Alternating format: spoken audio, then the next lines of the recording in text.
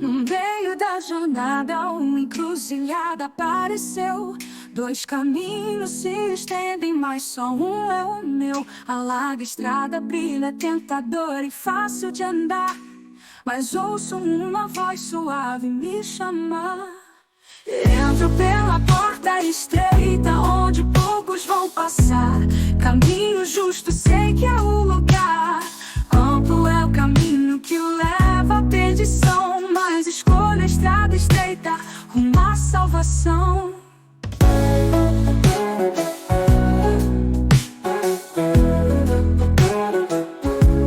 O mundo ao redor me oferece prazeres sem fim, mas sei que no caminho estreito encontro o que há para mim.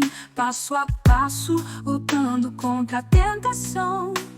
Com fé e esperança sigo a minha missão. Na pequena porta encontro a verdadeira paz, mesmo que poucos escolham esse caminho eficaz.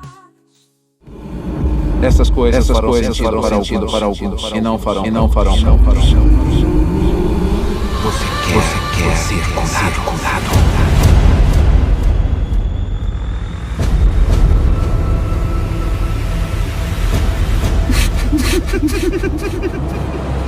Estamos fazendo vai durar gerações.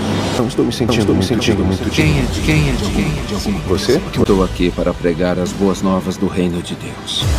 Eu abri um caminho para as pessoas acessarem esse reino. Neste mundo, ossos ainda vão se partir. Corações ainda vão se partir. Mas no final, a luz vai vencer as trevas. O caminho é estreito, tema da pregação de hoje. As duas testemunhas de Apocalipse 11. Pregação durante a tribulação. Sejam muito bem-vindos, meus amados irmãos. Deixa eu só fazer um pequeno teste aqui no áudio. O caminho aparentemente está ok. Qualquer coisa vocês me avisem. Deixa eu subir aqui para cumprimentar os irmãos que chegaram primeiro. Boa noite, irmão Robson Moraes, Mércia Rodrigues, José Maurício Oliveira, Graciele Pereira, Thaís Lira, Igreja de Deus Santo e Fiel, Sérgio Silva TP, Eduardo Azevedo, Mateus Bereano, Osnei Oliveira, irmão Thompson nos ajudando na moderação. Boa noite, irmã Maria Flor, Victor, Pedro Victor Constantino, Mary Rodrigues Lira, Ademilson de Oliveira, Eloy Costa, John Auney, Serginho, Renata Pisa, Diego Fuentes Silva, Marcelo Alexandre, Edgar e Viviane, Franciele Miller, Fernando Portela, irmão Thompson está divulgando os links mais importantes. Boa noite também, Júlio Alexandre, Biblical, Celso Barques, Luciano Pitangueira, Maísa Pacheco, minha prima Giselda Ganem, seja muito bem-vinda. Sejam muito bem-vindos também, irmãos Ricardo e Simone de Fortaleza, Madalena Borges, Júlio Alexandre, canal do Radialista Brito, Fábio Pereira, enxergando a verdade e deseja paz a todos. Boa noite também, Josué Santos, Igreja de Deus em Fortaleza, vos saúdam com a paz. Boa noite, nossa irmã Ana Luísa Figueiredo, que esteve conosco aí congregando na célula congregacional de São Paulo. Boa noite, Kevin Lamelo, Magno Belisário, Maísa Pacheco, irmão Fernando, como diz a escritura, Gislane Claire dos Santos, canal do Radialista, Débora Rosa, Em Busca da Redenção, Franciele Ômena, A Água Não Mente, Carla Silva, Reginaldo Produções, Júnior Patriota, Sara Nolasco, Patrícia da Costa, Carlos Augusto, Tony Santana também está conosco, Maria Angélica, a irmã Virtude Samara Pacheco, Armando Ferreira, Vanderlei André Reis, Márcio Pacheco, BCS, Bruna Sprovieri, Felipe S. Oliveira 77, Wilson de Lorenzo, Wilton de Lorenzo, o Jonas que obedece também está conosco. Vamos mostrar o batismo do nosso irmão Jonas? Vocês querem conhecer aí, quem não conhece ainda, o irmão, o Jonas que obedece. Vamos mostrar também o batismo do nosso irmão Marcélio. Estou um pouquinho atrasado, esses batismos foram feitos há quase 10 dias, né? Foram feitos no dia 7 de julho, 7 deste mês. Eu vou mostrar para vocês antes de começar a live. Deixa eu colocar aqui as imagens.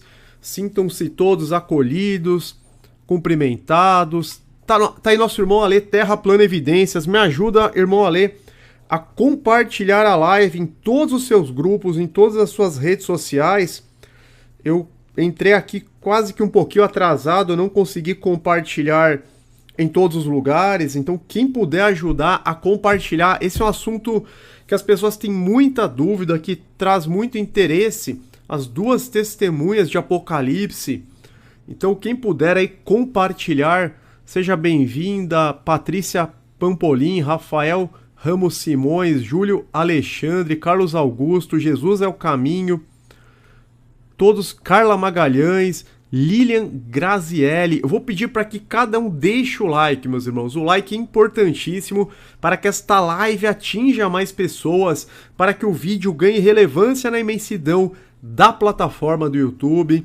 Então eu vou dar um F5 aqui para ver como que nós estamos de likes, que é o like que vai nos ajudar aí a atingir mais almas. Boa noite, Wendel Internet, Fabrício Carvalho. No momento estamos com 97 likes, transmissão iniciada há 4 minutos. Boa noite também, irmã Andressa Calori, nos auxiliando aí na moderação. Eu vou colocar as imagens para vocês, que são muito bacanas, então quem estava apenas ouvindo, se puder olhar para a tela, as imagens do último batismo feito em Santa Isabel, interior de São Paulo. Então está aqui a chegada dos irmãos. Foi no dia 7 de julho, que caiu em um domingo. Está aí o nosso irmão, o diácono Jean Filho, nosso irmão Fernando, meu filho aqui Guilherme, pastor Eliseu aqui atrás, e os irmãos chegando aqui naquela enfileirados, né, como a gente costuma fazer. Meu filho tá grande, já há 13 anos, já tá querendo o batismo, terminando o discipulado, glória a Deus. Tá aí mais irmãos que vocês estão vendo, o irmão Marcélio que foi batizado. Essa aqui que tá no canto superior esquerdo é a que cuida da chácara, a nossa irmã Dona Santa. Também uma irmã muito abençoada.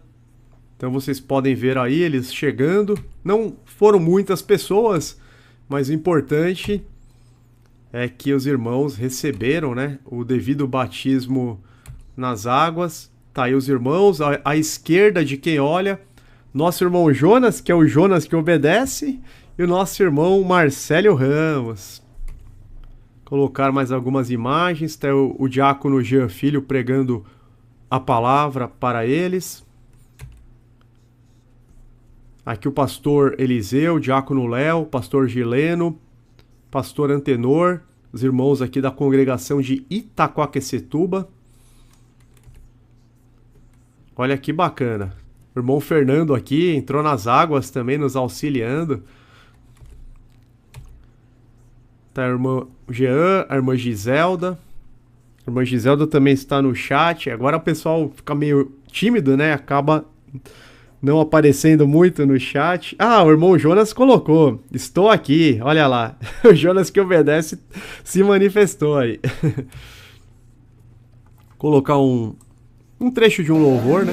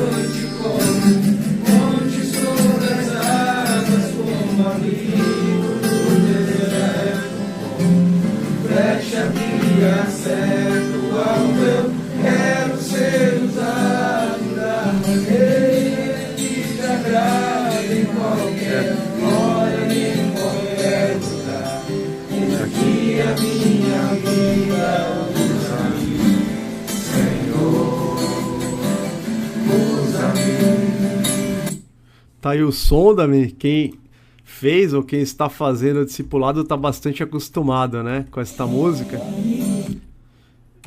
Aqui tem uma foto, meus irmãos. Tá o irmão Jonas à esquerda, o irmão Marcelo Ramos, ele mudou para Montes Claros.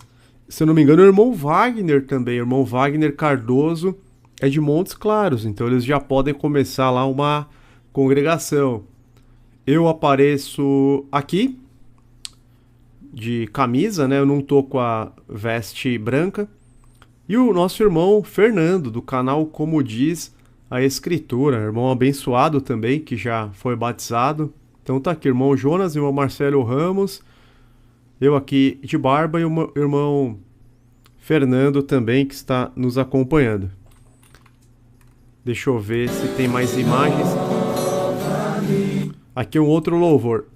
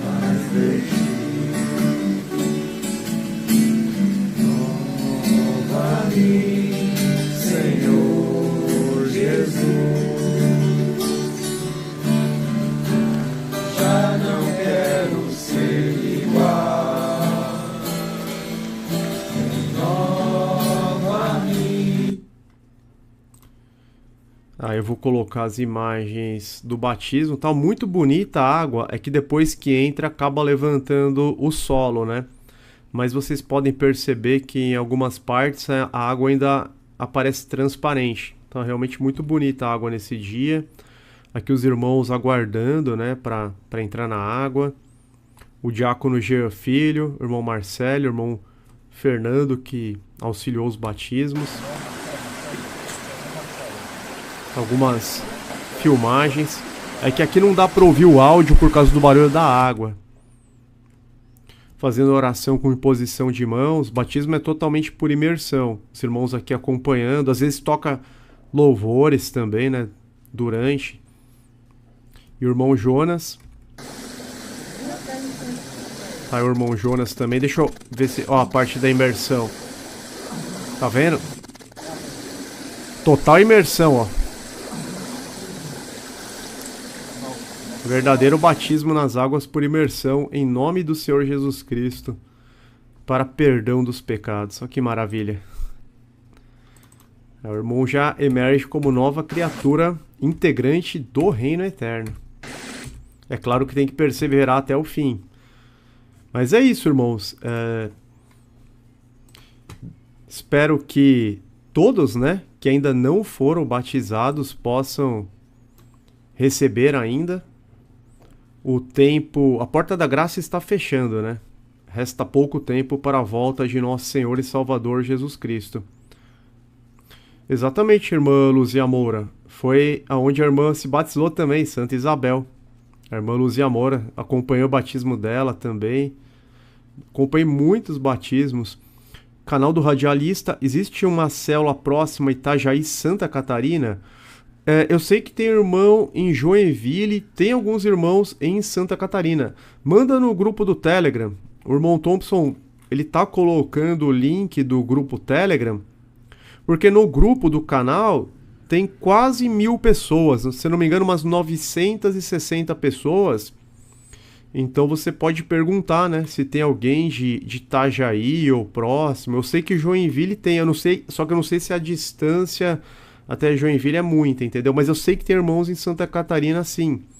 Ou depois também me manda uma mensagem no privado, entrando no grupo.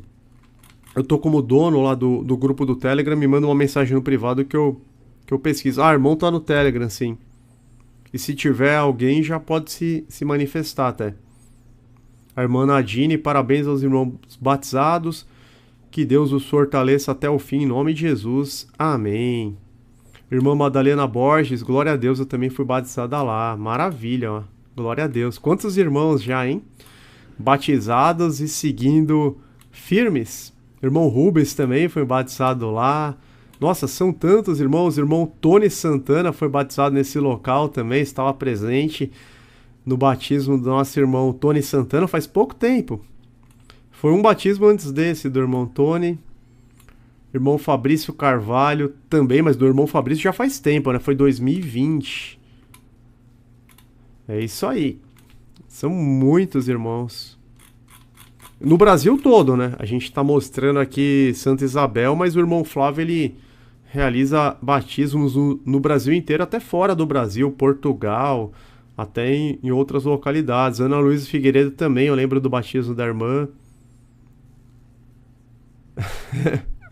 É isso aí, meus irmãos, eu tô lendo aqui os comentários, mas vamos para este estudo importante, 125 likes, mais de 100 pessoas conosco, para não ficar tão tarde, é um estudo um pouquinho extenso, nós vamos falar versículo por versículo sobre as duas testemunhas de Apocalipse 11, então eu vou fazer o seguinte, eu vou ler, fazer a leitura corrida, e aí a gente começa a partir do versículo 1.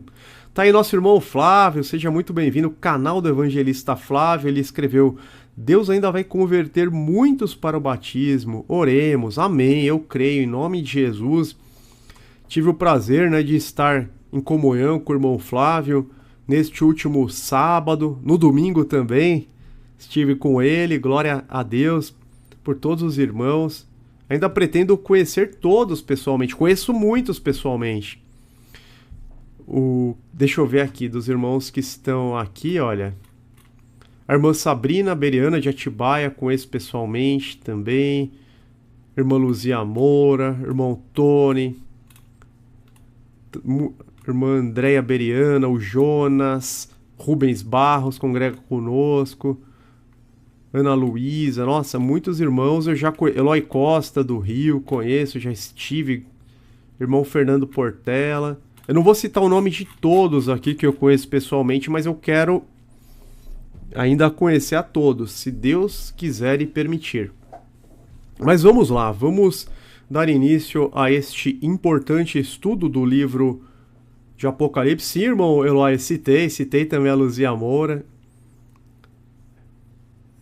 O irmão Rubens colocou também, gostaria de conhecer a todos. É muito gratificante, né?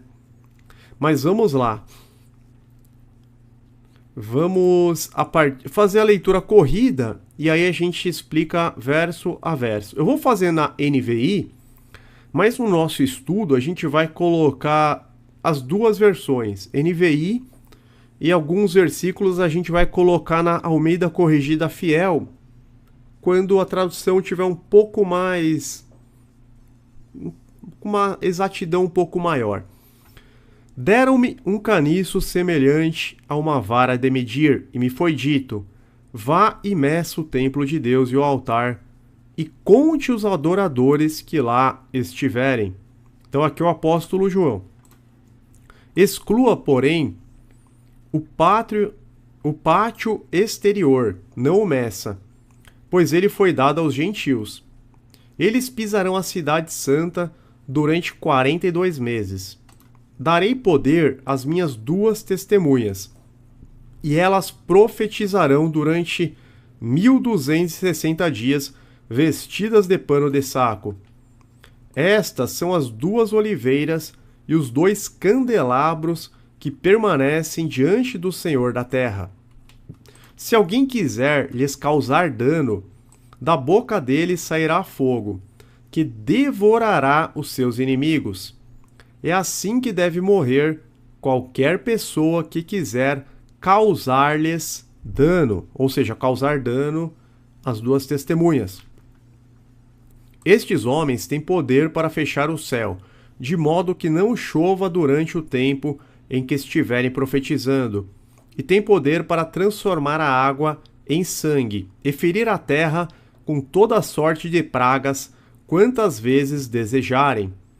Quando eles tiverem terminado seu testemunho, a besta que vem do abismo os atacará e irá vencê-los e matá-los. Nós vamos explicar também quem é a besta que vem do abismo.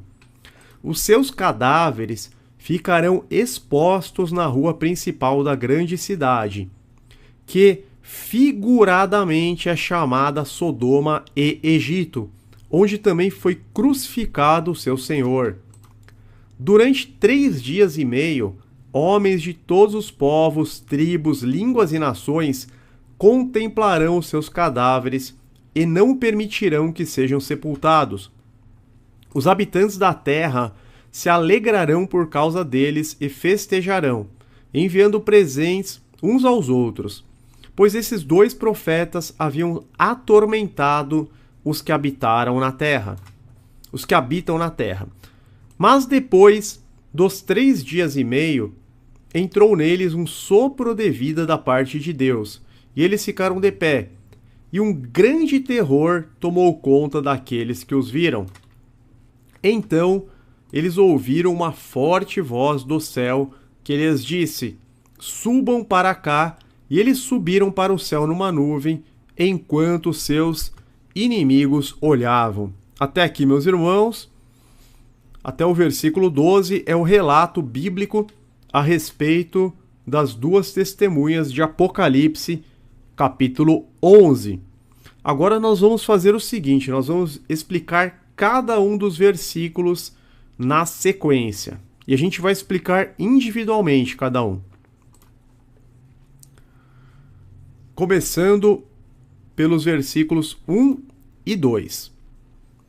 Na NVI, e foi-me dada uma cana, na Almeida Corrigida Fiel, que a gente leu na NVI, agora na Almeida Corrigida Fiel, e foi-me dada uma cana semelhante a uma vara.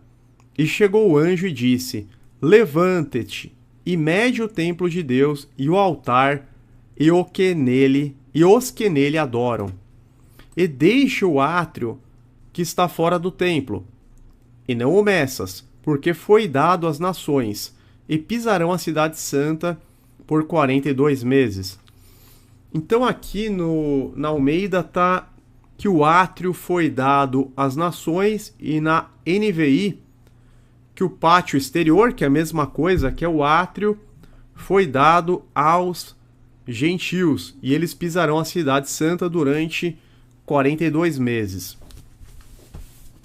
Meus irmãos, esta profecia é uma continuação do Apocalipse 10, que dá mais detalhes sobre a história da Bíblia. O apóstolo João recebe uma cana.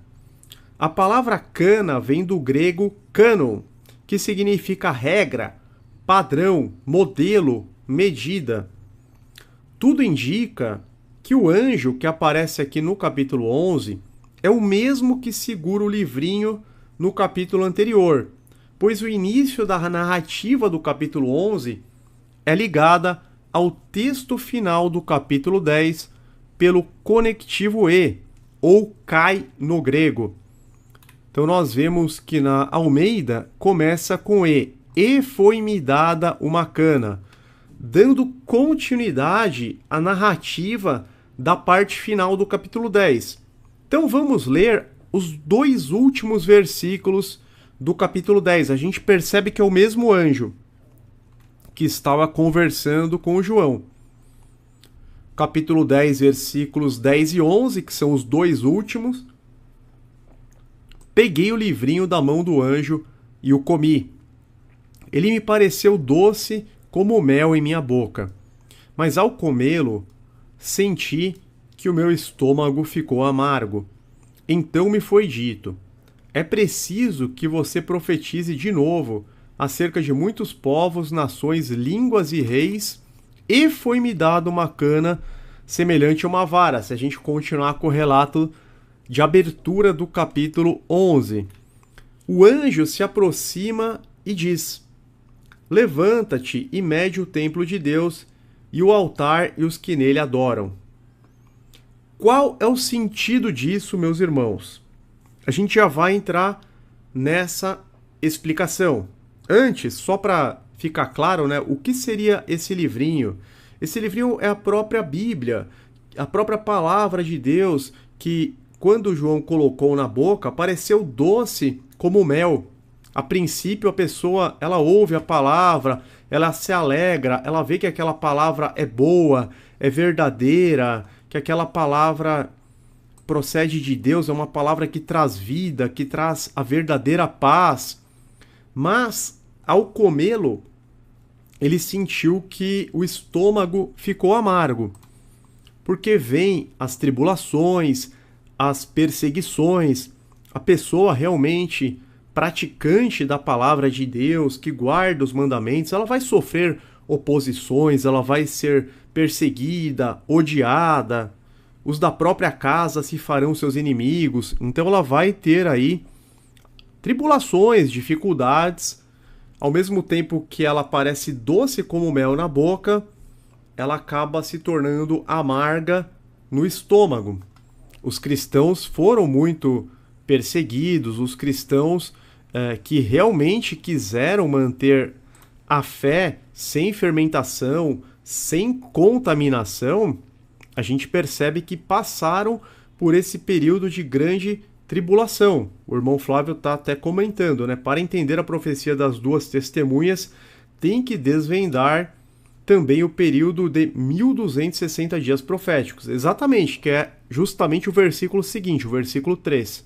Mas vamos chegar lá também, meus irmãos. Hoje vai ser um estudo um pouco longo. Quero agradecer a presença e participação de 134 pessoas conosco. Só vou pedir para que deixe o like para que a gente consiga atingir ainda mais pessoas. Mas vamos seguir aqui. Então o anjo se aproxima do apóstolo João, que está tendo esta visão, e diz: levanta-te e mede o templo de Deus, e o altar e os que nele adoram. Vamos entender esses símbolos. Templo de Deus significa cada membro da verdadeira igreja.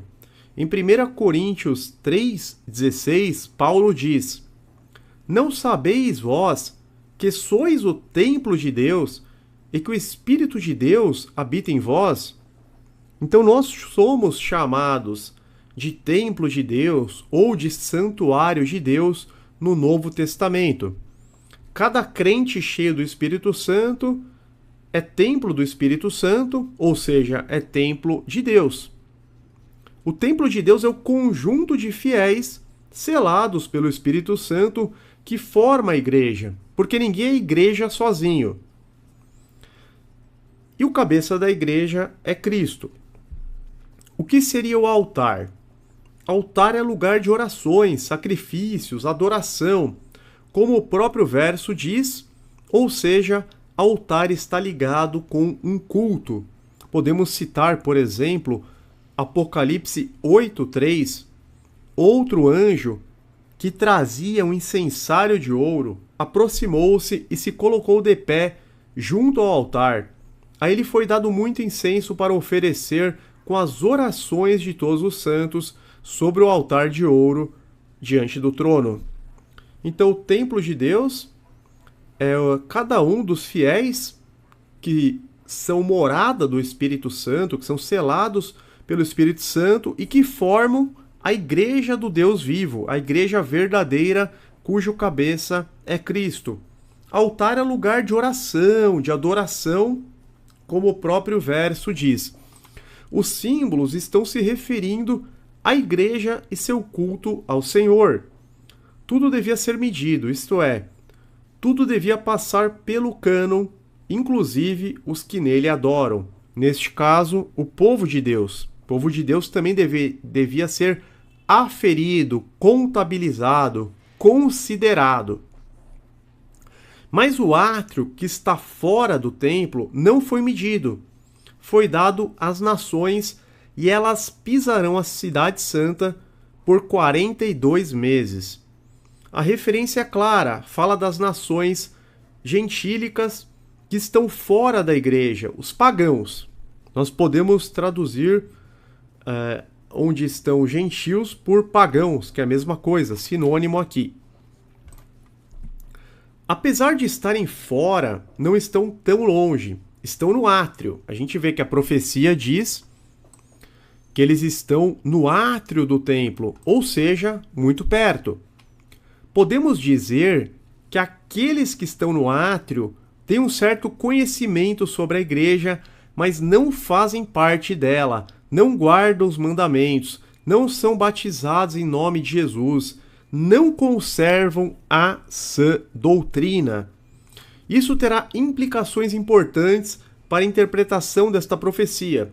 O motivo de não ser medido o átrio é porque os que estão ali pisarão a cidade santa, como os próprios versículos nos informam.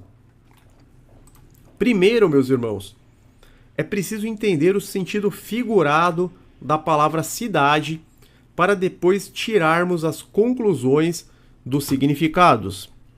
Esta palavra aparece no verso 2. Pisarão a cidade santa por 42 meses, essas nações, esses gentios, os pagãos, que estão aonde? No átrio do templo, ou seja, fora do templo. Então, qual que é o sentido figurado da palavra cidade?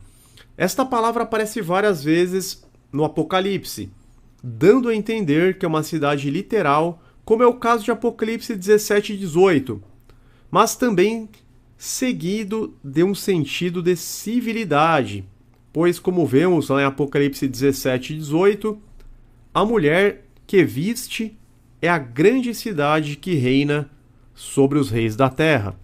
Em Apocalipse 16 e 19, novamente ocorre a palavra, mas agora não no sentido literal. Vejamos, e a grande cidade fendeu-se em 3 partes. O motivo foi um grande terremoto, conforme vemos no verso 18 de Apocalipse 16. Então, em Apocalipse 16, fica claro que aqui não se trata de uma cidade literal, porque um terremoto real, de grandes proporções, destruiria a cidade e não apenas a dividiria em 3 partes.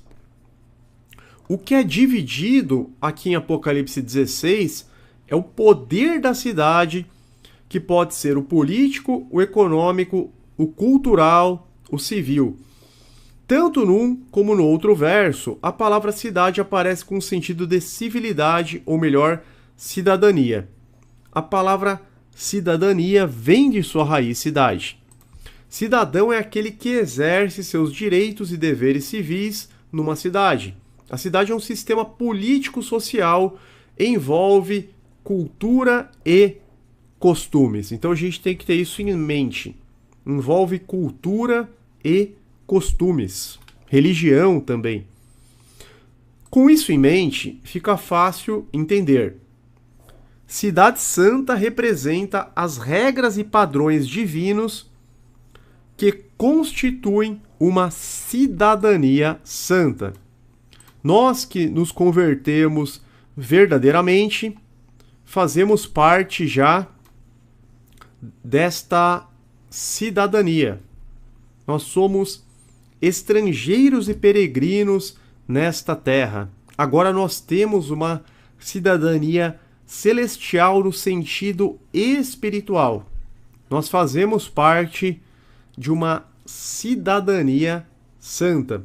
Por isso, aqueles que estavam dentro do templo em adoração foram medidos com a cana pelo apóstolo João, em obediência à ordem do anjo.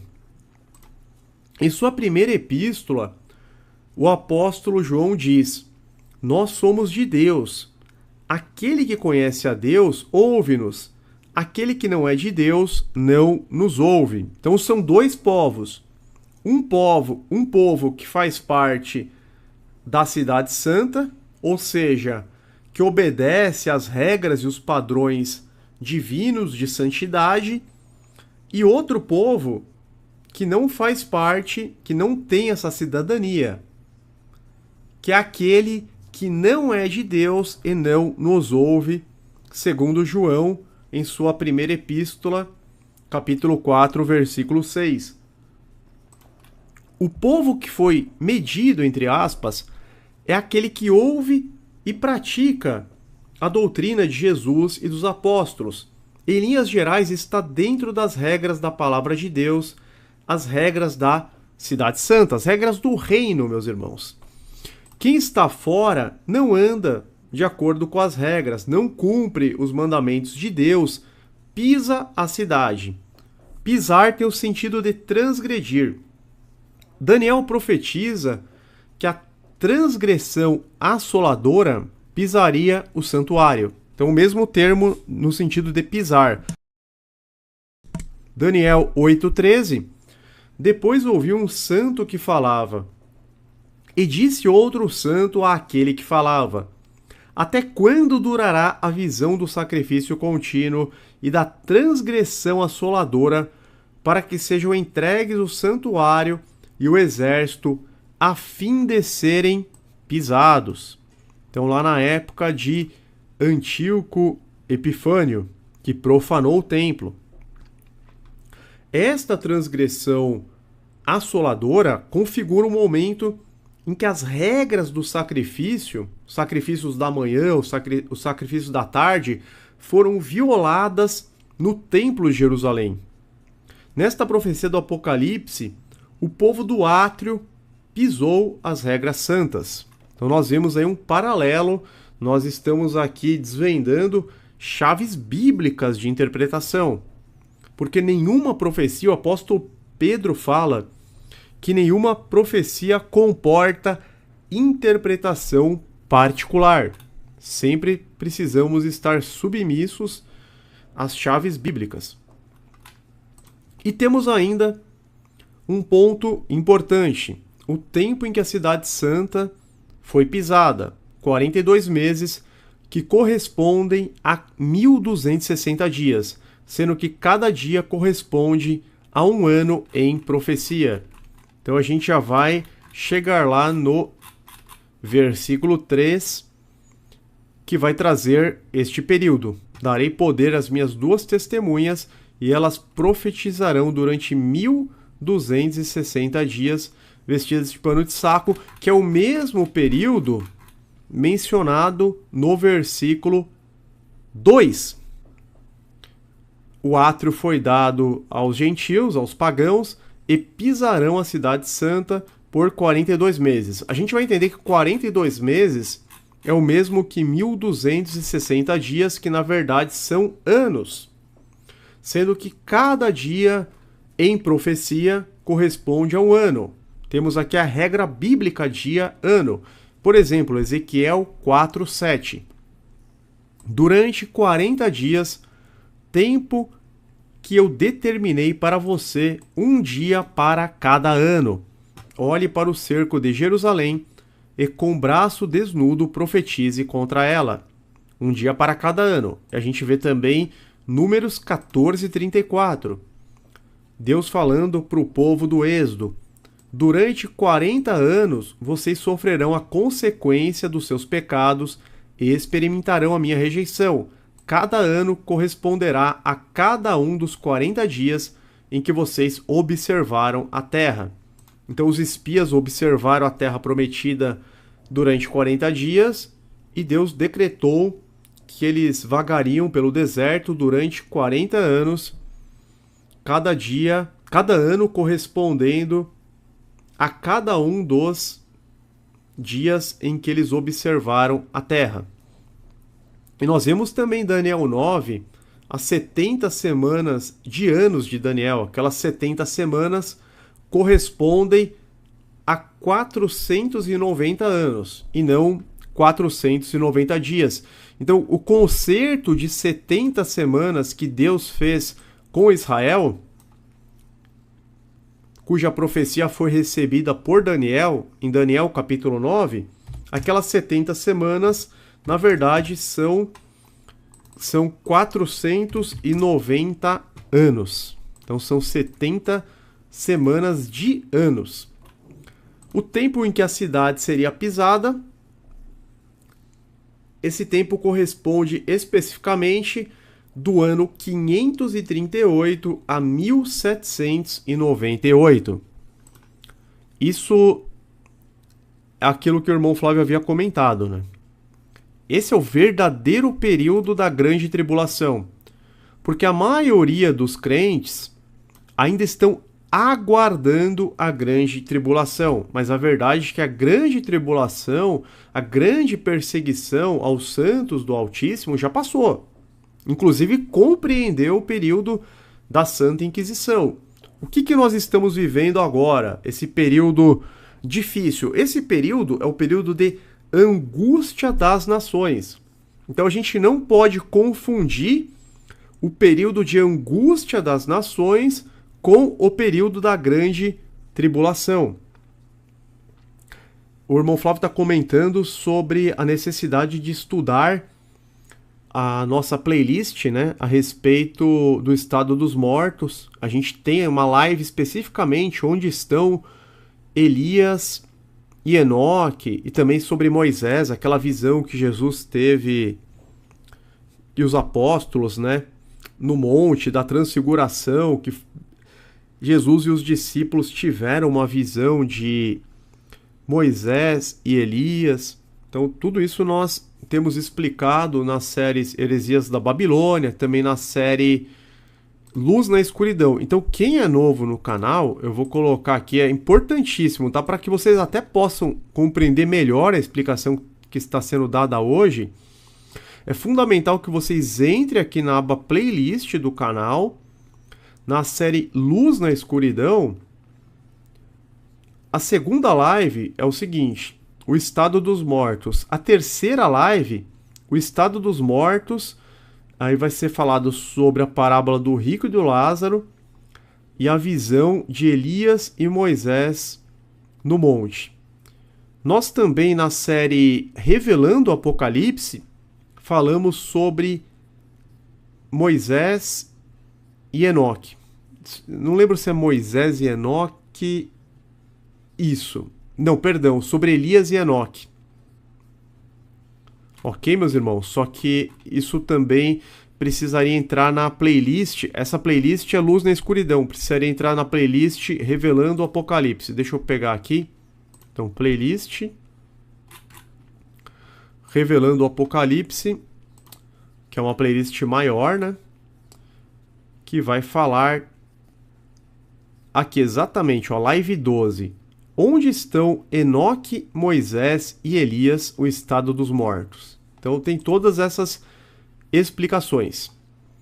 Mas vamos seguir aqui para a gente não perder a linha de raciocínio. O tempo que a cidade seria pisada, 42 meses ou 1.260 dias, que na verdade são 1.260 anos, é compreendido entre o ano de 538 a 1798 depois de Cristo. O que aconteceu em 538? Aconteceu a ascensão papal com o decreto de Justiniano I, que foi o imperador do Império Romano Oriental, do Império Romano Bizantino, que ajudou o Império Romano Ocidental. O Papa, nessa época, recebe títulos e poder. Na realidade, meus irmãos, o decreto de Justiniano I foi promulgado no ano 533, reconhecendo legalmente a supremacia eclesiástica do Papa. Contudo, esse decreto se tornou efetivo no ano de 538, quando os godos resolveram abandonar o cerco a Roma Ocidental. Então a gente se lembra, né, que Roma Ocidental sofreu 4 grandes invasões bárbaras. Roma Ocidental caiu no ano 476, porém recebeu auxílio do Império Romano Oriental. Esse imperador Justiniano I foi totalmente favorável a eles, ajudou a dissipar a invasão bárbara, o cerco. No ano de 533 ele promulgou um decreto onde ocorreu essa ascensão papal, o Papa recebendo títulos, poder, honraria, e esse decreto se tornou efetivo em 538, quando os godos, esses bárbaros, abandonaram de vez o cerco a Roma Ocidental. Então Roma ficou totalmente livre dos bárbaros e com o Papa agora totalmente empoderado. E aí sim começa a perseguição da verdadeira igreja. Começa a perseguição contra os santos do Altíssimo, que Daniel também fala em Daniel, capítulo 7. E essa grande tribulação ela vai até 1798. Por que 1798? Em 10 de fevereiro de 1798, durante a Revolução Francesa, tropas francesas invadiram a cidade de Roma, dando início à ocupação da cidade. As guerras de Napoleão Bonaparte ocasionaram a queda do poder político papal e a prisão do Papa Pio VI, que morreu em 1799 no exílio na França. Então, todo esse poder papal ele só foi quebrado em 1798, durante a Revolução Francesa. E durou exatamente 1260 anos. Trata-se do mesmo período mencionado em Daniel 7:25, ou seja, os mesmos 1260 anos da grande tribulação da igreja de Apocalipse 11:2. Só para a gente relembrar aqui Daniel 7:25. E proferirá palavras contra o Altíssimo, e destruirá os santos do Altíssimo, e cuidará em mudar os tempos e a lei. Eles serão entregues na sua mão por um tempo e tempos e metade de um tempo. Então aqui já está falando sobre o Império Romano, Roma, o papado. O papado é o anticristo, que vem, obviamente, né, de Roma, do Império Romano. E o que aconteceria? Esse poder proferiria palavras contra o Altíssimo, destruindo os santos do Altíssimo, que seriam entregues em sua mão por um tempo e tempos e metade de um tempo. Então, um tempo, 360 dias, um ano no calendário hebraico, 2 tempos mais 720 dias e metade de um tempo, metade de um ano, 180 dias. Então, se a gente pegar aqui um tempo, um ano no calendário hebraico, 360 dias exatamente, mais 2 tempos, mais 720 dias, metade de um tempo, meio ano, mais 180 dias, a gente chega nos 1260 dias proféticos, que correspondem a 1260 anos, conforme regra bíblica dia e ano, que nós já vimos em Ezequiel 4:7, em Números 14:34, que também é aplicada em Daniel 9, para 70 semanas de anos. O mesmo período, meus irmãos, é citado ainda em Daniel 12:7, Apocalipse 12:6 e 12:14, além do próprio verso 3 de Apocalipse 11, sempre se referindo ao período de implacável perseguição ao povo de Deus, aos santos do Altíssimo. Daniel 12:7, isso seria para um tempo, tempos e metade do tempo, e quando tiverem acabado de espalhar o poder do povo santo, todas essas coisas serão cumpridas. Apocalipse 12:6, quando fala da verdadeira igreja, e a mulher fugiu para o deserto, onde já tinha lugar preparado por Deus, para que ali fosse alimentada durante 1260 dias. A gente vai perceber que as duas testemunhas, elas profetizam vestidas de pano de saco, humilhadas, porque a mulher, a verdadeira igreja, ela precisou fugir para o deserto, onde já tinha lugar preparado por Deus, para que ali fosse alimentada durante 1260 dias, o mesmo período. Apocalipse 12:14 também, e foram dadas à mulher, a igreja verdadeira, 2 asas de grande águia, para que voasse para o deserto, ao seu lugar, onde é sustentada por um tempo e tempos e metade de um tempo, fora da vista da serpente. A mulher vestida de sol de Apocalipse 12 é a igreja fiel, santa, a noiva de Cristo que foi perseguida pela serpente, por Satanás, que influenciou o Sacro Império Romano, o Sacro Império Romano, ao contrário da mulher prostituta de Apocalipse 17, que é a igreja apostatada com a qual fornicaram os reis da terra. Assim, meus irmãos, já temos elementos suficientes para a correta interpretação. Sabemos que a Bíblia contrapõe a igreja com os pagãos. Resumindo o que esta parte da profecia quer nos informar, temos um povo que representa a verdadeira igreja e outro que representa aqueles que se desviaram da fé. O povo que representa a verdadeira igreja é o que está dentro do templo, e o que representa os que se desviaram da fé, aqueles que estão no átrio. Um que segue as regras e outro que está fora das regras. Um que foi medido com o cano e outro que não. Aqui estão frente a frente a Igreja de Deus, mantendo a doutrina verdadeira, e o catolicismo com a sua apostasia. E por que a profecia coloca em evidência esses dois grupos? A razão será encontrada a partir do verso seguinte, do verso 3. Darei poder às minhas duas testemunhas, e elas profetizarão durante 1260 dias, vestidas de pano de saco. Nós já compreendemos perfeitamente o que é este período, de 538 a 1798, o período da Grande Tribulação, quando o papado tinha total poder e perseguiu implacavelmente não apenas os verdadeiros cristãos, como também judeus. Então, meus irmãos, as duas testemunhas representam o Antigo e o Novo Testamento da Bíblia.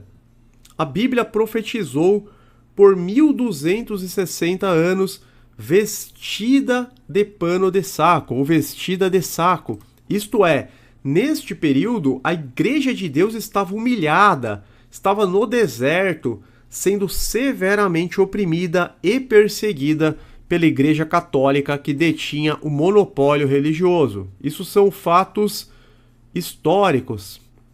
Ok, meus irmãos?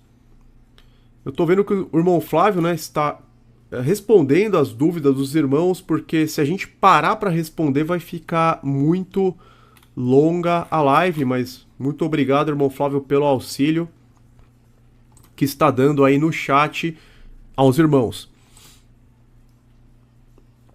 Portanto, as duas testemunhas representam o Antigo e o Novo Testamento.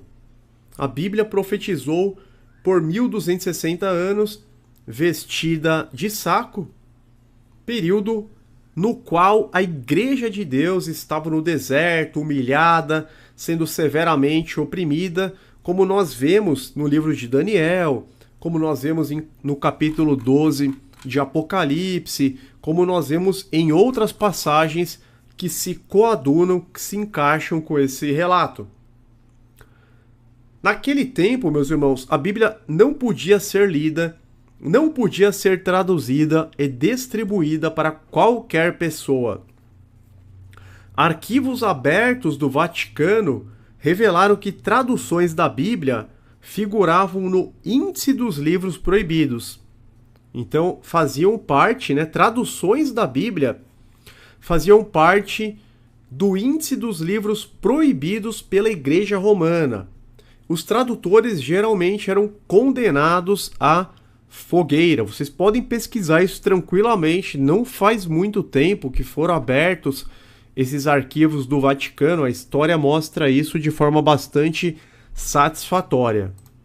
Então, a razão desta profecia colocar lado a lado esses dois povos é porque eles estão envolvidos no processo de canonização da Bíblia. E há um motivo simples para isso. Vamos lá, são dois povos.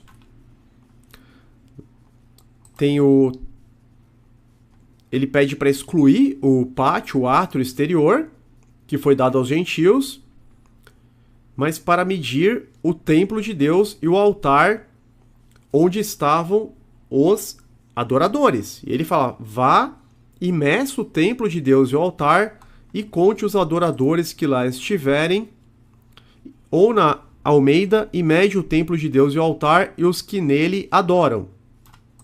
E depois a gente vê e deixa o átrio que está fora do templo não o meças, porque foi dado às nações, e pisarão a cidade santa por 42 meses. Então, esses dois povos, que são colocados lado a lado, são justamente aqueles que estão envolvidos no processo de canonização da Bíblia. A verdadeira igreja de Deus, os verdadeiros adoradores que guardam a fé, essa doutrina, e o catolicismo, que se tornou inimigo da fé. E há um motivo simples para isso. João 8,17b, o testemunho de dois homens é verdadeiro. A verdadeira igreja participou do processo do cânon, mas também o catolicismo, para que a autoridade da Bíblia se sobreponha à própria Igreja Católica. A participação da Igreja Católica no processo de canonização da Bíblia pode parecer uma blasfêmia para os crentes mais radicais, mas não é na realidade. Ao contrário, meus irmãos, serve para testificar da verdade. Assim, não há como ela se excusar dos seus pecados no dia do juízo, pois serão julgados por transgredirem aquilo que aprovaram. Elas não estavam lá? Não concordaram que aqueles livros eram os livros inspirados por Deus, pelo Espírito Santo, verdadeiros? Então não há desculpa para não cumprirem, para não seguirem os preceitos bíblicos. Inclusive mudaram os mandamentos, trocaram a guarda do sábado pelo domingo, excluíram o mandamento de não fazer imagens de escultura. O irmão Flávio colocou sobre William Tyndale, que ele foi morto por causa da sua tradução de João 1, colocando Logos como palavra e não como Jesus Cristo. Olha isso. João 1 até hoje causa confusão, porque a abertura de João, capítulo 1, os versículos 1 ao 5, João está recitando um antigo hino a respeito da criação. E o Logos é a palavra de Deus. É a palavra intangível, incorpórea de Deus, inerente a Deus. Ele não está falando na abertura do capítulo sobre o Senhor Jesus Cristo. Tanto que eles invertem, né? Só para pegar aqui rapidamente, João 1, se você pegar... No princípio era o verbo estava com Deus e o verbo era Deus. Nossa, parece que o verbo é o sujeito, mas se você pega no grego, texto receptus, qualquer um tem acesso, a gente pode pegar aqui na hora.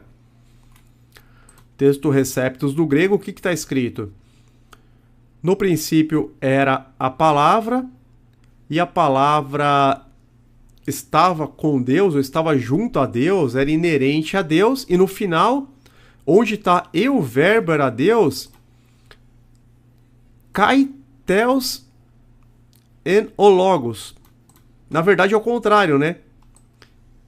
E Deus era a palavra, ou seja, a palavra era divina. Então eles inverteram. Vocês percebem aqui está escrito Logos no final. E eles colocaram Deus. Eles inverteram. Onde está verbo é Deus e onde está Deus é palavra. Eles inverteram. Mas isso é um assunto para outra live. Um assunto para outra live, João 1. Não é o que o protestantismo prega, não é o que o catolicismo... Não é como eles interpretam. Mas vamos dar sequência aqui. Então, foi fundamental a participação da Igreja Católica no processo de canonização da Bíblia, porque eles não vão poder se excusar de seus pecados, de suas transgressões no dia do juízo. Eles serão julgados por transgredirem aquilo que aprovaram. E lá estava presente também a verdadeira igreja.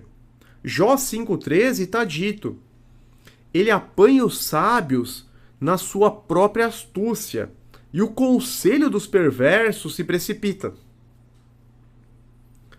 Fechando então esse versículo, temos nestes versos de Apocalipse a igreja, o templo de Deus, né, identificada como templo de Deus, e o catolicismo, identificado como átrio, envolvidos no processo de definição pelas regras canônicas, pela cana, quais são os livros que pertencem à Bíblia.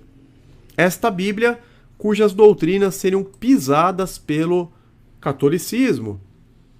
E a gente sabe que os padres católicos, eles forçam algumas traduções, principalmente algumas traduções do Evangelho de João. Mas por que do Evangelho de João? Porque o Evangelho de João, ele tem uma tradução, um recurso linguístico diferente dos sinóticos. O Evangelho de João, ele se utiliza muito de uma linguagem simbólica, de uma linguagem metafórica. E aí eles aproveitaram para puxar um pouquinho, né, para a doutrina que eles professam. Então, o Evangelho de João, ele é canônico, ele é inspirado, ele é verdadeiro. É um livro maravilhoso que fala da ressurreição de Lázaro, da doutrina do novo nascimento, do sinal messiânico, da cura dos cegos de nascença. É um evangelho maravilhoso. Porém, eles acabaram assim puxando algumas traduções para o lado deles. A gente pode até ver aqui, olha. Por exemplo, na Almeida Corrigida Fiel, no princípio era o verbo, e o verbo estava com Deus, e o verbo era Deus. Tá mais ou menos essa tradução, né? A gente já viu que o final não é bem assim. E Deus era a palavra, ou seja, a palavra era divina. Mas se você pega uma outra tradução, vamos pegar, por exemplo, a NVT. Olha como tá forçado. No princípio, aquele que é a palavra já existia. Dá a entender que tinha alguém lá, né? No princípio, aquele que é a palavra já existia. A palavra estava com Deus e a palavra era Deus. Então, dependendo da tradução, puxa muito. É mais uma interpretação do que uma tradução propriamente dita. Mas vamos deixar isso para uma próxima oportunidade. Vamos agora para o versículo 4. Apocalipse 11, 4. Estas são as duas oliveiras e os dois candelabros que permanecem diante do Senhor da terra. As oliveiras produzem o azeite, que por vezes é associado na Bíblia ao Espírito Santo e à sua unção. Em Zacarias 4, as oliveiras simbolizam os dois ungidos que estão a serviço do soberano Senhor. Os candelabros ou menorás são símbolos de luz e testemunho. Em Apocalipse 1:20, os candelabros representam as igrejas, aqui simbolizam a luz do testemunho das duas testemunhas. As duas testemunhas são comparadas às oliveiras e candelabros, simbolizando sua unção e papel como luzes no mundo. O Espírito Santo é o autor dos escritos sagrados, tanto no Novo quanto no Antigo Testamento. Então nós podemos fazer essas considerações a respeito do versículo 4. Vamos agora para o versículo 5. Se alguém quiser lhes causar dano, da boca deles sairá fogo que devorará os seus inimigos. É assim que deve morrer qualquer pessoa que quiser causar-lhes dano. As duas testemunhas têm um ministério profético durante um período de tribulação, mas os homens não podem espizinhar da palavra de Deus e saírem impunes. O versículo inicia com: se alguém quiser lhes causar dano, revelando que elas enfrentarão oposição, opressão e ameaças durante seu ministério, o que de fato aconteceu com os verdadeiros cristãos que se mantiveram fiéis à verdade bíblica. Nós vemos em Hebreus 11, o mundo não era digno deles. Vamos só colocar aqui essa passagem desses irmãos, né, que fugiram para o deserto, para as colinas. O mundo não era digno deles, vagaram pelos desertos e montes, pelas cavernas e grutas, versículo 38 aqui do capítulo 11 de Hebreus. Portanto, eles sofreriam, né, toda essa oposição, essas ameaças durante o ministério, o que de fato aconteceu com esses nossos irmãos que se mantiveram fiéis até o fim, muitas vezes até o derramamento do próprio sangue. Contudo, o versículo também diz que deve morrer qualquer pessoa que quiser causar-lhes dano. Aqui o fogo simboliza a santa ira, a justiça e o juízo de Deus contra aqueles que se opõem às testemunhas. Por isso que da boca deles sairá fogo que devorará os seus inimigos. Podemos citar ainda uma passagem do capítulo final de Apocalipse. Apocalipse 22, 18 e 19. Declaro a todos os que ouvem as palavras da profecia deste livro: se alguém lhe acrescentar algo, Deus lhe acrescentará as pragas descritas neste livro. Se alguém tirar alguma palavra deste livro de profecia, Deus tirará dele a sua parte na árvore da vida e na cidade santa, que são descritas neste livro. Estas são advertências, meus irmãos, que Deus deu para guardar os homens de mudar de qualquer maneira o que ele revelou ou ordenou. Deveriam fazer tremer aos que declaram ser coisa de pouca monta, obedecer ou não à lei de Deus, todos os que exaltem suas próprias opiniões acima da revelação divina, todos os que mudam o sentido claro das Escrituras para acomodá-lo à sua própria conveniência ou pelo motivo de se conformar com o mundo. Todas essas pessoas que fazem essas coisas estão a trazer sobre si terrível responsabilidade. A ira de Deus recairá como fogo sobre elas, as devorando. Agora nós vamos para o versículo 6. Estes têm poder para fechar o céu, para que não chova nos dias da sua profecia, e têm poder sobre as águas para convertê-las em sangue, e para ferir a terra com toda sorte de pragas, todas quantas vezes quiserem. O que isso significa?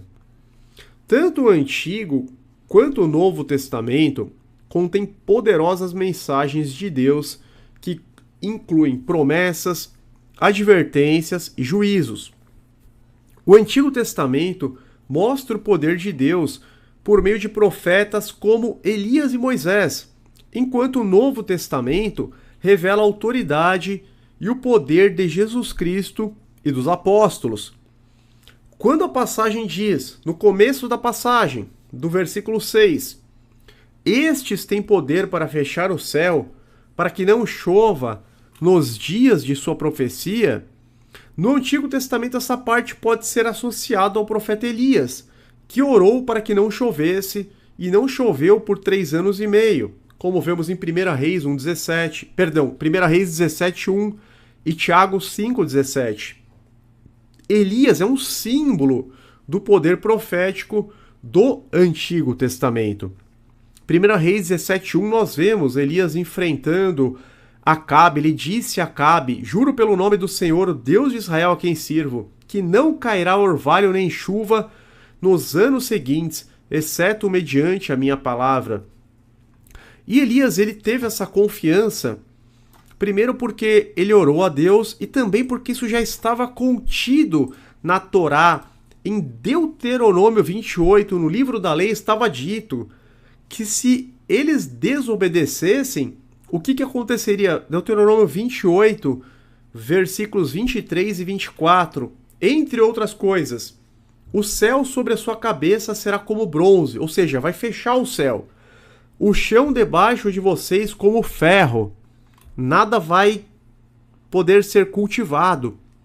Na sua terra, o Senhor transformará a chuva em cinza e pó. Cessaria a chuva, que descerão do céu até que vocês sejam destruídos. Então Elias já sabia do que estava contido na Torá, que a desobediência faria com que cessassem as chuvas. No Novo Testamento, a mensagem de arrependimento e fé, proclamada por Jesus e seus apóstolos, também tem o poder de fechar os céus, entre aspas, espiritualmente, negando as bênçãos de Deus, especialmente a maior bênção de todas, que é a graça salvífica aos que rejeitam o Evangelho. Então nós podemos interpretar tanto sob a ótica do Antigo Testamento, quanto sob a ótica do Novo Testamento.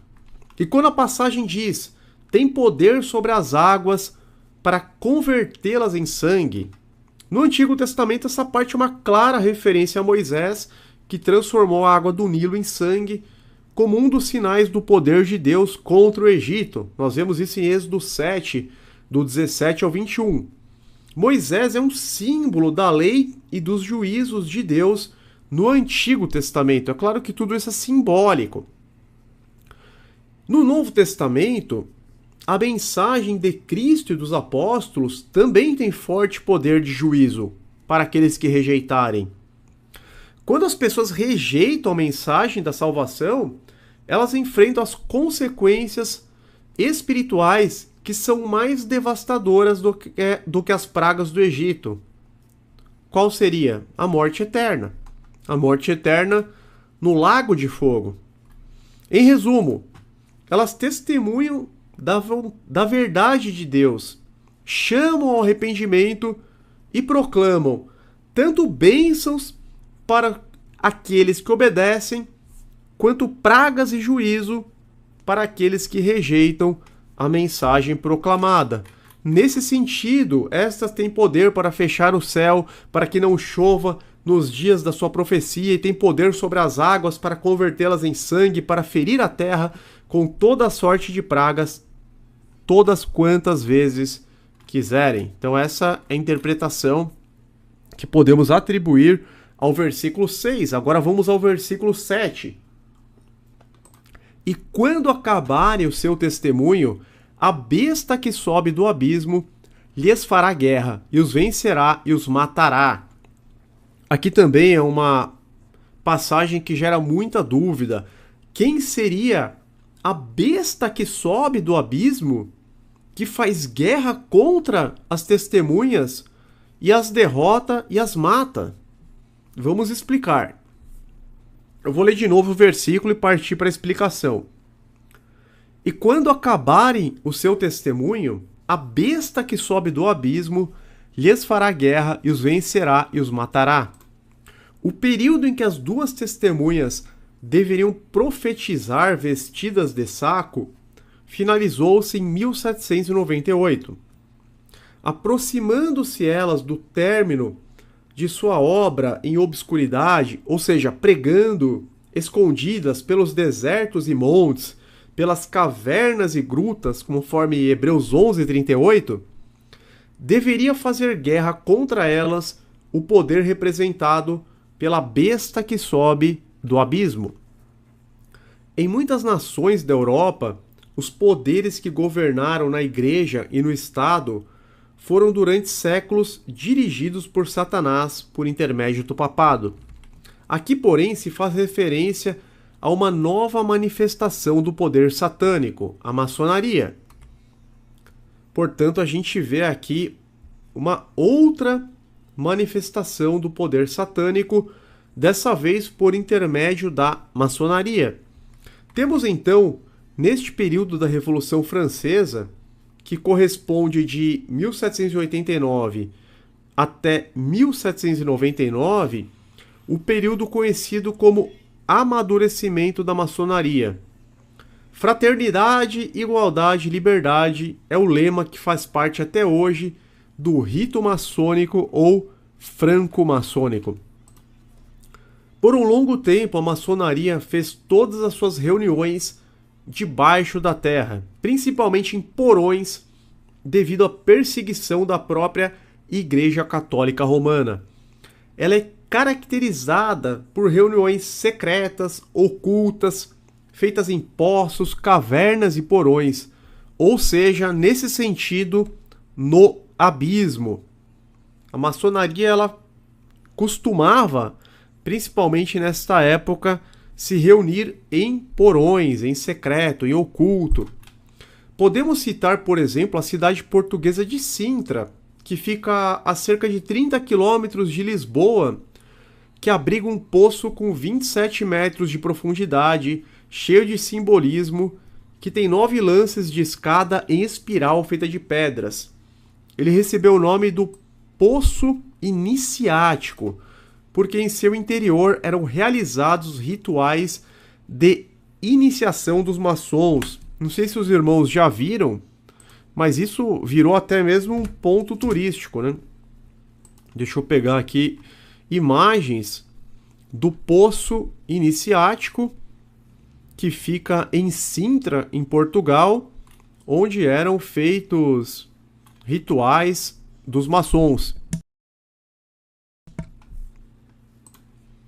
Agora, meus irmãos, nós vamos para o versículo 8. Os seus cadáveres ficarão expostos na rua principal da grande cidade, que figuradamente é chamada Sodoma e Egito, onde também foi crucificado o seu Senhor. Vou ler mais uma vez, essa parte aqui é bem interessante. Os seus cadáveres ficarão expostos na rua principal da grande cidade, que figuradamente é chamada Sodoma e Egito, onde também foi crucificado o seu Senhor. O que significa isso? No auge da Revolução, foram queimadas Bíblias em praça pública com a participação de Robespierre, que foi um advogado e político francês, que foi uma das personalidades mais importantes, mais atuantes na Revolução Francesa. Proibiram totalmente o culto a Deus, a religião, proclamaram o ateísmo durante 3 anos e meio. Diziam que Deus não existia, desafiavam a Deus, queimaram as Bíblias, adotaram a razão como substituta da fé e adotaram também uma semana de 10 dias para afrontar o Criador. Que nós sabemos que Deus criou os céus e a terra em 6 dias e no 7º dia descansou. Por isso nós temos uma semana de 7 dias, concluindo no 7º dia, no Shabat, que é o dia de descanso. E eles, para afrontar o Criador, tentaram criar aí uma semana de 10 dias. Combateram o modelo tradicional da família cristã, estimulando todo tipo de promiscuidade, tal como em Sodoma. Não havia mais nenhum dever moral a ser observado pela sociedade. Então, Sodoma está ligado à imoralidade, à criminalidade. Egito está ligado aí a essas práticas pagãs, ateístas. Tudo tem relação com o que de fato aconteceu nesse momento histórico. As 2 testemunhas foram mortas, digamos, mortas espiritualmente, não podendo mais profetizar. Eles de fato publicaram lá um decreto proibindo completamente o culto a Deus, a religião, proclamaram o ateísmo, o racionalismo durante 3 anos e meio exatamente. Então, nesse período, as 2 testemunhas foram mortas espiritualmente, não podendo mais profetizar, não tendo mais a menor condição. Estavam em praça pública, sendo expostas e não foram sepultadas, exatamente como ocorre na linguagem profética dentro da Revolução Francesa.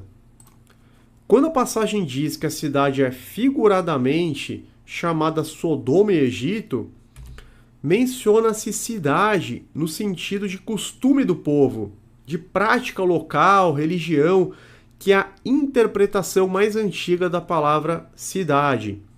Se fosse num sentido físico, seria utilizada a palavra urbis, do latim urbis.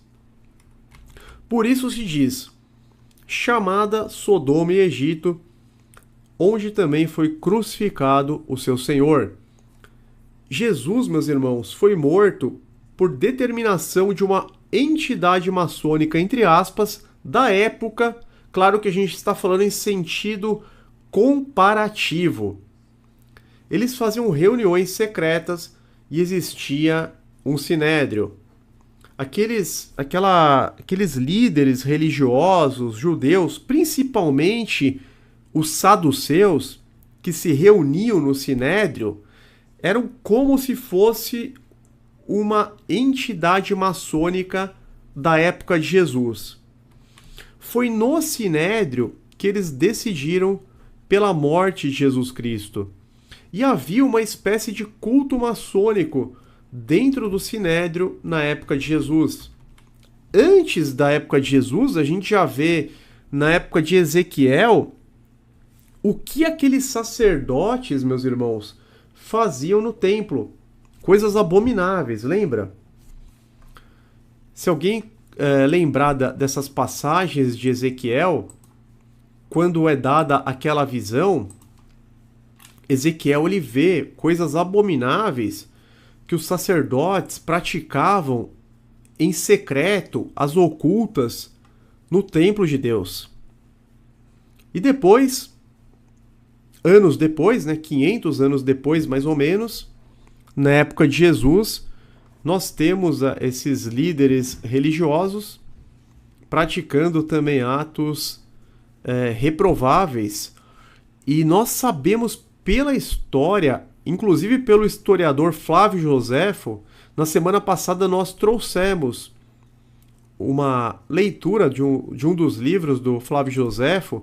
O Flávio Joséfo ele relata sobre a forte influência do paganismo egípcio nas castas dos sacerdotes judeus. Por isso que é mencionada, Sodoma e Egito. Tanto que os saduceus, que comandavam o templo, eles contavam o dia de nascer a nascer do sol, e não de pôr a pôr do sol. A gente vê que tem uma divergência entre o início da Páscoa judaica nos evangelhos, porque os saduceus eles contavam o tempo diferente dos fariseus, de nascer a nascer do sol e não de pôr a pôr do sol. Os saduceus, isso a gente vê na Bíblia, os saduceus eles não acreditavam em anjos e também não acreditavam em ressurreição. Tanto que Paulo, ele provoca lá uma confusão, um debate, uma discussão entre os fariseus e os saduceus, porque ele está dizendo que ele está sendo perseguido por acreditar na ressurreição, que seria na ressurreição de Jesus. E também os saduceus tinham ideias muito racionalistas que caracterizou o iluminismo que deu origem à Revolução Francesa. Então a gente começa a entender: os seus cadáveres ficarão expostos na rua principal da grande cidade, que figuradamente é chamada Sodoma e Egito, onde também foi crucificado o seu Senhor. Nós sabemos que Jesus foi crucificado em Jerusalém, fora de Jerusalém, mas lá no Gólgota, em Jerusalém. Então aqui não está sendo falado exatamente de uma cidade física. Se fosse uma cidade física, o termo seria urbis, mas está falando sobre o sentido mais antigo de cidade, que é no sentido de costume do povo, de prática do local. Essa é a explicação. Agora a gente vai seguir para o versículo 9. Durante 3 dias e meio, homens de todos os povos, tribos, línguas e nações contemplarão os seus cadáveres e não permitirão que sejam sepultados. As Bíblias foram proibidas, foram queimadas em praça pública, e nós vemos que a profecia fala durante 3 dias e meios. Homens de todos os povos contemplarão os seus cadáveres. as fiéis testemunhas de Deus, mortas pelo poder blasfemo que subiu do abismo, não ficariam em silêncio por muito tempo. Sabemos que 3 dias e meio em profecia são 3 anos e meio. Nós já sabemos da regra bíblica dia-ano, basta aplicarmos aqui no versículo 9. Então são exatamente 3 anos e meio. Podemos já partir para o versículo 10. Os habitantes da terra se alegrarão por causa deles e festejarão, enviando presentes uns aos outros, pois esses 2 profetas haviam atormentado os que habitam na terra. Olha que interessante isso aqui, meus irmãos. Eles ficaram felizes com a proibição da Bíblia, da verdadeira religião, do culto a Deus. O relato aqui nos revela que no início os habitantes da terra se alegraram, pois muitos consideram que a palavra de Deus é opressora, que contém muitas regras, quando na verdade é libertadora, é salvadora para os que nela creem e a praticam. Pela palavra de Deus, nós somos apresentados ao Evangelho da salvação de Jesus Cristo, a graça de Deus que está em Cristo, que nos redime. Mas a maioria enxerga a palavra de Deus como algo negativo, como algo que estaria tirando a liberdade, trazendo opressão, com muitas regras, quando nós sabemos que é justamente o contrário, né? Quando nós somos praticantes da palavra de Deus, nós temos a verdadeira paz, a alegria do Espírito Santo. É justamente o contrário, mas a gente sabe como são aí 99%, né, da população. O racionalismo, que foi a negação de Deus, disseminou o ateísmo, que veio a influenciar as Cartas dos Direitos das Nações, conhecida como a Carta das Nações, proveniente da Revolução Francesa.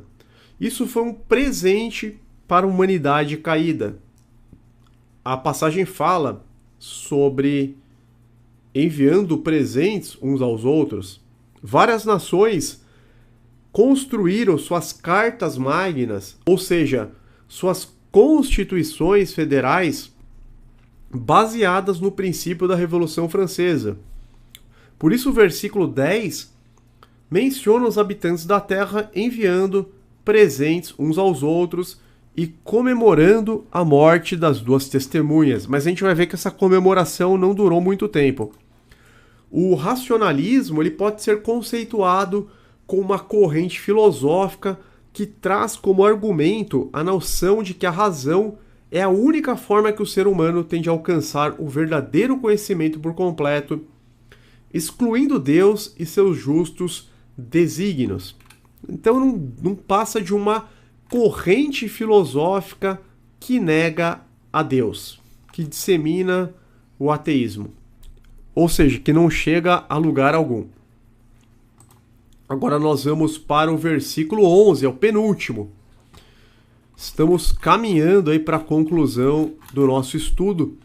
Mas depois dos 3 dias e meio, ou seja, depois dos 3 anos e meio, né, proféticos, depois dos 3 dias e meio, entrou neles um sopro de vida da parte de Deus, e eles ficaram de pé, e um grande terror tomou conta daqueles que o viram.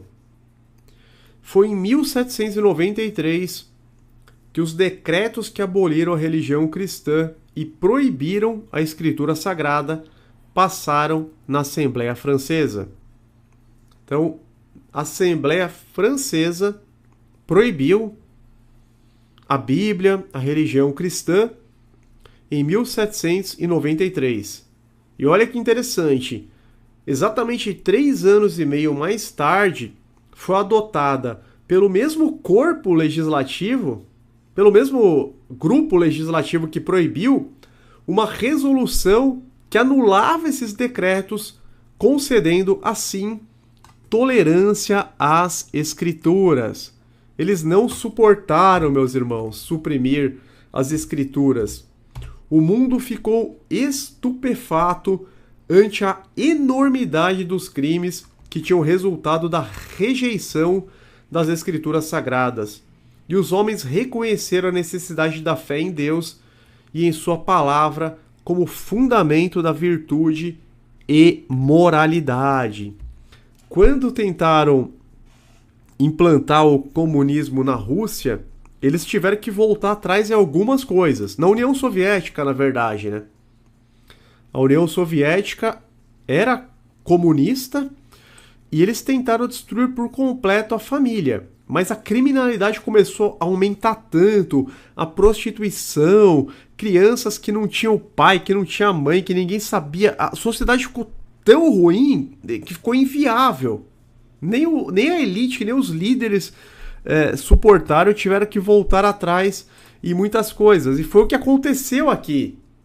Os mesmos legisladores, o mesmo corpo legislativo que decretou a proibição da Bíblia, da religião cristã, eles tiveram que voltar atrás 3 anos e meio depois, promulgando uma resolução que anulava aqueles decretos, concedendo tolerância às Escrituras. Então o mundo ficou chocado diante da enormidade de crimes que tinham resultado da rejeição das Escrituras Sagradas. Os homens reconheceram a necessidade da fé em Deus, reconheceram o valor e a essencialidade da sua palavra como fundamento da virtude e da moralidade. Diz o Senhor, Isaías 37, 23, de quem você zombou e contra quem blasfemou, contra quem você ergueu a voz e contra quem levantou seu olhar arrogante, contra o Santo de Israel. Jeremias 16, 21. Portanto, eu lhes ensinarei, desta vez eu lhes ensinarei sobre o meu poder e sobre a minha força. Então saberão que o meu nome é Senhor. Meus irmãos, não é possível ir contra a palavra de Deus, não é possível ir contra Deus. E relativamente às duas testemunhas, declara a profecia de Apocalipse ainda. Versículo 12, que é o último versículo que trata deste assunto. Então eles ouviram uma forte voz do céu que lhes disse: subam para cá. E eles subiram para o céu numa nuvem, enquanto seus inimigos olhavam. O que significa isso? Desde que a França fez guerra às duas testemunhas de Deus, elas têm sido honradas como nunca antes. E só fazendo um parênteses aqui, né? A França é complicada, meus irmãos. Mais uma vez a esquerda ganhou lá na França, hein? A França é complicada. A direita tentou, mas mais uma vez a esquerda foi lá. Mas vamos seguir aqui o estudo. Então, desde que a França fez guerra às duas testemunhas de Deus, elas têm sido honradas como nunca antes. Em 1804 foi organizada a Sociedade Bíblica Britânica e Estrangeira. Em seguida surgiram organizações semelhantes, com numerosas filiais no continente europeu. Em 1816 foi fundada a Sociedade Bíblica Americana. Quando se formou a Sociedade Britânica, a Bíblia havia sido impressa e circulava em 50 línguas. Desde então foi traduzida em mais de 700 línguas e dialetos. Durante os 50 anos anteriores a 1792, pouca atenção se dera à obra das missões estrangeiras.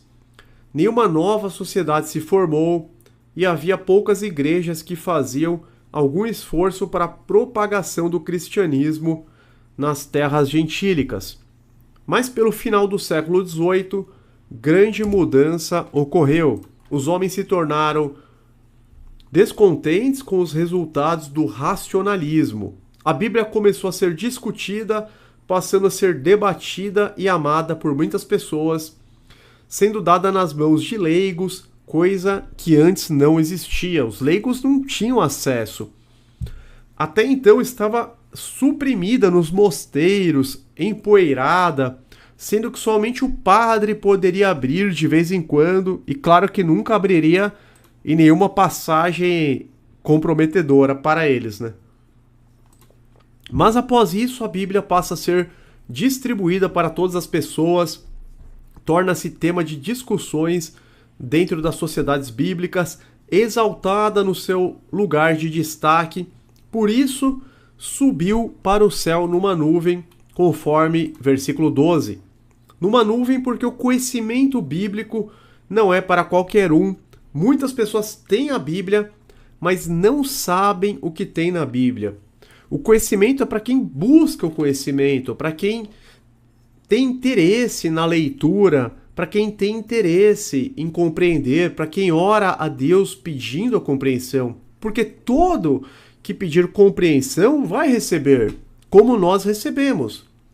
Nós não tínhamos também a compreensão que nós temos hoje, mas nós oramos a Deus, nós buscamos, nós tivemos interesse. Então é importante ter esse interesse, buscar o conhecimento verdadeiro bíblico. A gente sabe que as denominações religiosas distorcem bastante as escrituras, mas o verdadeiro povo de Deus, a verdadeira igreja de Deus, da qual nós fazemos parte, preserva, meus irmãos, a sã doutrina, conforme foi ensinado por Jesus, pelos apóstolos, pelos profetas. As duas testemunhas agora são exaltadas em toda a Europa e no mundo inteiro, cumprindo essa profecia, subindo para o lugar de destaque na presença de todos, até dos inimigos que foram os franco-maçons e todos aqueles que tentaram destruir a sua existência. Tiveram que vê-la crescendo e se espalhando por todo o mundo. Desde esse tempo, a obra das missões estrangeiras tem atingido um crescimento sem precedentes. Os aperfeiçoamentos da imprensa deram impulso à obra da circulação da escritura sagrada, facilidades de comunicação entre os diferentes países, a ruína de antigas barreiras de preconceitos e exclusivismo nacional e a perda do poder secular pelo Pontífice de Roma tem aberto o caminho para a entrada da Palavra de Deus, que é levada para muitas regiões da Terra. Sem contar a internet, né, que ajuda grandemente a propagar. O incrédulo Voltaire, jactanciosamente, disse certa vez, Voltaire é do século XVIII, estou cansado de ouvir dizer que 12 homens estabeleceram a religião cristã. Eu provarei que basta um homem para suprimi-la. Faz mais de 2 séculos que Voltaire morreu, milhões têm aderido à guerra contra a escritura sagrada, mas tão longe está de ser destruída que, onde havia 100 no tempo de Voltaire, há hoje 100.000 exemplares do livro de Deus. Nas palavras de um primitivo reformador, a Bíblia é uma bigorna que tem gasto muitos martelos. Isaías 57, 17, nenhuma arma forjada contra você prevalecerá, e você refutará toda a língua que a acusar. Esta é a herança dos servos do Senhor, e esta é a defesa que faço do nome deles, declara o Senhor. A palavra de nosso Deus subsiste eternamente. Céus e terra passarão, mas a minha palavra não passará. E Salmos 111, 7 e 8. As obras das suas mãos são fiéis e justas. Todos os seus preceitos merecem confiança. Estão firmes para sempre, estabelecidos com fidelidade e retidão. O que quer que seja edificado sobre a autoridade do homem será destruído, mas subsistirá eternamente o que se acha fundado sobre a rocha imutável da palavra de Deus. Até aqui, meus irmãos, espero ter esclarecido com a ajuda e com a graça de Deus, porque de mim mesmo eu nada posso. Não a nós, Senhor, nenhuma glória para nós, mas sim ao teu nome, por seu amor e por sua fidelidade, porque dele, por ele e para ele são todas as coisas. Glória, pois, eternamente ao nosso amado Deus e ao nosso Senhor e Salvador Jesus Cristo. Amém. eu vou pedir para que cada um dos irmãos deixe um comentário fixo.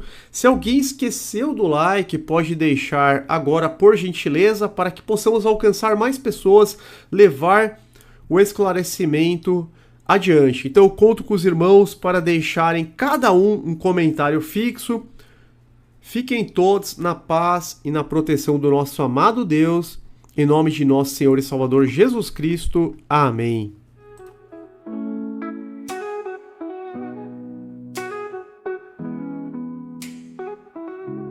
No meio da jornada, uma encruzilhada apareceu. Dois caminhos se estendem, mas só um é o meu. A larga estrada brilha, tentador e fácil de andar, mas ouço uma voz suave me chamar. Entro pela porta estreita, onde poucos vão passar. Caminho justo, sei que é o lugar. Amplo é o caminho que o leva à perdição, mas escolho a estrada estreita, rumo à salvação.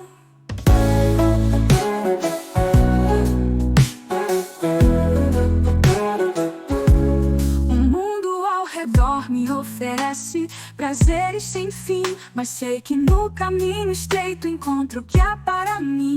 Passo a passo, lutando contra a tentação.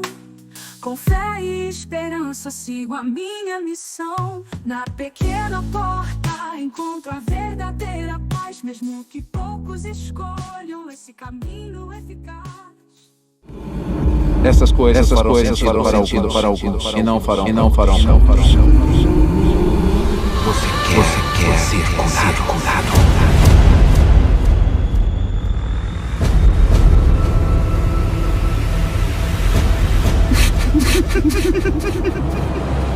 Estamos fazendo. Vai durar gerações. Não estou me sentindo muito de Quem é de alguma você? Estou aqui para pregar as boas novas do reino de Deus. Eu abri um caminho para as pessoas acessarem esse reino.